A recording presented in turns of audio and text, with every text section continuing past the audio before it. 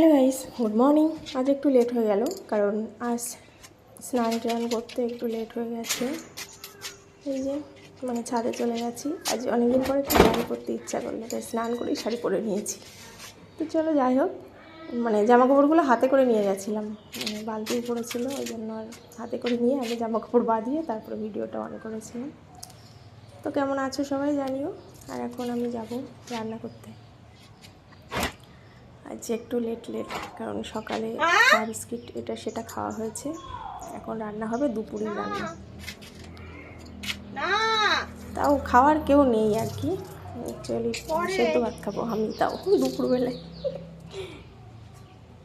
এই জন্য রান্নার চাপ কম, তাই জন্য শাড়ি টাড়ি পরে সাজুগুজু কোথায় করেছি আর ওই যেটুখানি সাজতে হয় আর কি। তো চলো টাটা, বাই বাই, ভালো থেকো সবাই।